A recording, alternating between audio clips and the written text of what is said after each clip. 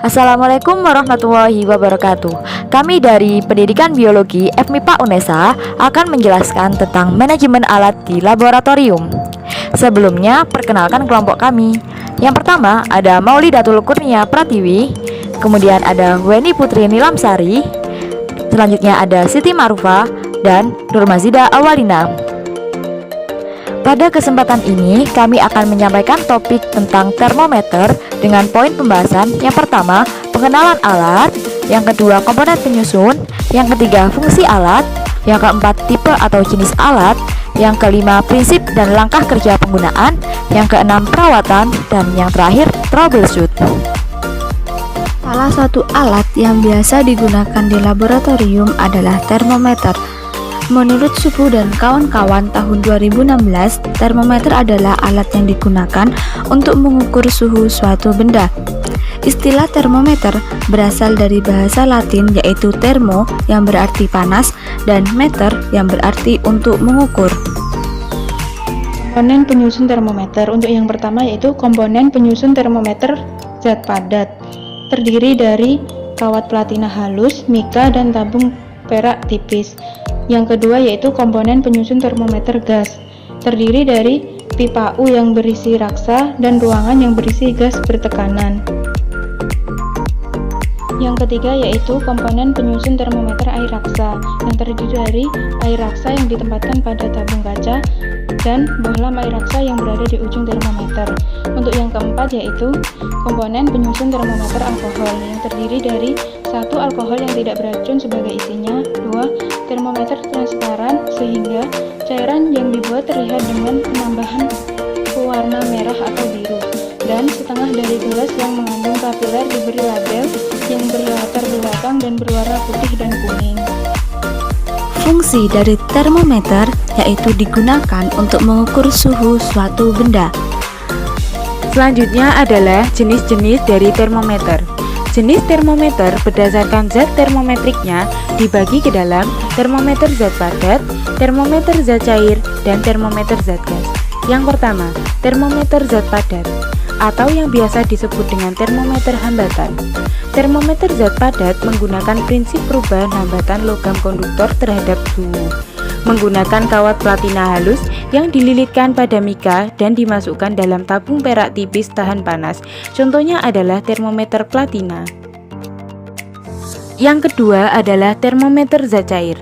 Termometer zat cair dibuat berdasarkan perubahan volume, dibagi ke dalam dua jenis, yaitu termometer raksa dan termometer alkohol. Termometer raksa adalah termometer yang dibuat dari air raksa yang ditempatkan pada suatu tabung kaca. Selanjutnya, termometer alkohol adalah termometer yang menggunakan alkohol sebagai media pengukur. Yang ketiga adalah termometer gas. Termometer gas menggunakan prinsip pengaruh suhu terhadap tekanan.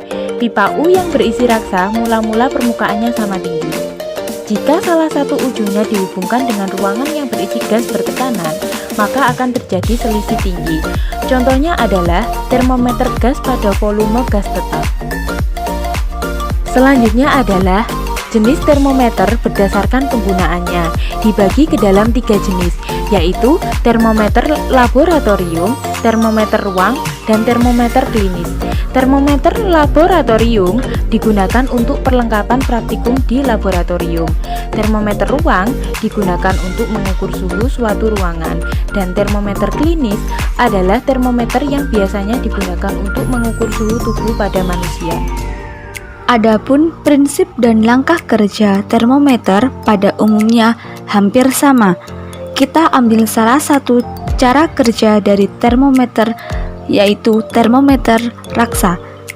Yang pertama, sebelum terjadi perubahan suhu, volume air raksa berada pada kondisi awal. Perubahan suhu lingkungan di sekitar termometer direspon oleh air raksa dengan perubahan volume. Volume merkuri akan mengembang jika suhu meningkat dan akan menyusut ketika suhu menurun.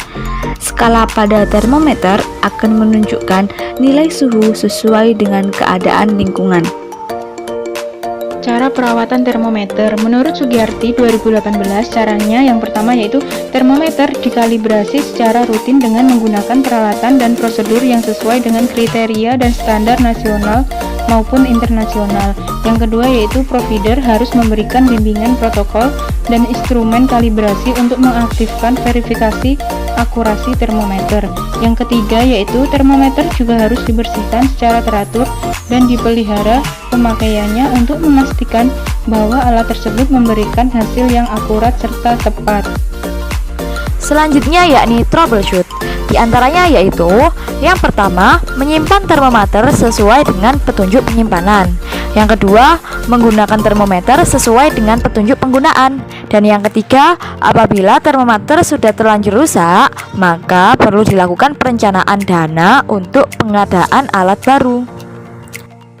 Nah, itu tadi merupakan penjelasan singkat mengenai alat laboratorium yaitu termometer. Semoga bermanfaat ya. Sekian dari kelompok kami, kurang lebihnya kami mohon maaf. Wassalamualaikum warahmatullahi wabarakatuh.